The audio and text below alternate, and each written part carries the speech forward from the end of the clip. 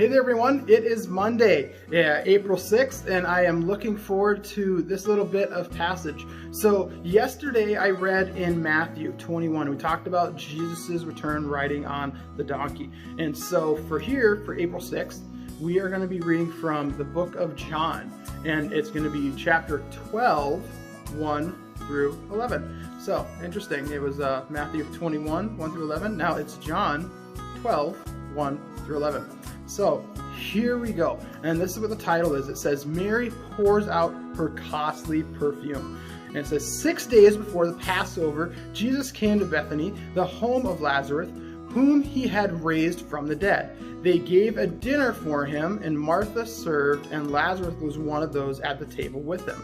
Mary took a pound of costly perfume, made a pure nard, and anointed Jesus' feet, and then wiped them with her hair. The house was filled with the fragrance of the perfume, but Judas Iscariot was one of his disciples, the one who would later betray him, said, "Why was this perfume not sold for 300 denarii, and the money given to the poor?"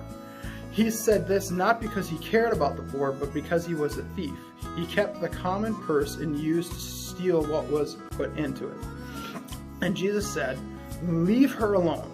She bought it so that she might keep it for the day that of my burial. You always have the poor with you, but you do not always have me." When the great crowd of the Jews learned that he was there, they came not only because Jesus, but also to see Lazarus, whom he had raised from the dead. So the chief priests planned to put Lazarus to death as well, since it was on account of him that many of the Jews were deserting and were believing in Jesus. So this is an interesting situation that they find themselves in. Jesus is at Lazarus' house. This is a person that earlier Jesus had raised from the dead, and they're having dinner. They're just kind of just hanging out, really. This isn't a momentous time of preaching. This isn't a momentous time of lesson teaching or exhortation from Jesus. He is at Lazarus' house, hanging out. And Mary comes in, pours all his perfume on his feet, starts anointing him and drying him off with her hair. And Judas makes an observation. He makes an observation about, this could have been used to help the homeless. Why would you just waste it and pour it and not sell it? And so it makes a reference to the intent of his heart during this time, that even someone considering things from a perspective of good, their heart can still be dark. Their intent can still be dark on the inside. Jesus says to leave her alone. She bought this so she might keep for the day of his burial. This is a prophetic insight, because in 6 days he will be risen again. So in a couple days he is about to be killed and crucified, and so that's getting ready to happen. So this is in preparation for his burial. It is a very symbolic period in the text. And then you can see at the end it says that the chief priests planned to put Lazarus to death as well.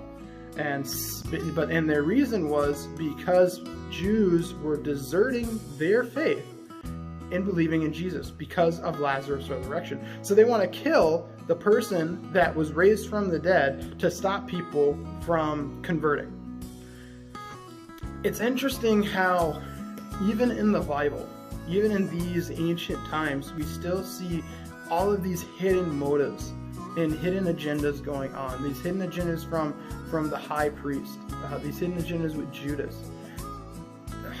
We human beings are an interesting creation. We are created in the image of God, but we also bear with us the stain of original sin, which is what causes and then the punishment of original sin. So we were created in the image of God. Adam was created.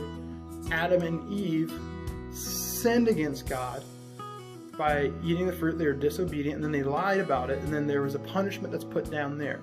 And that is the whole sequence that starts to create an understanding of where we're at. the reality is we are fallen creatures that are made restored. We are people who can fall and be restored. And in this season of what's going on, we need to be very careful about who we let into our hearts.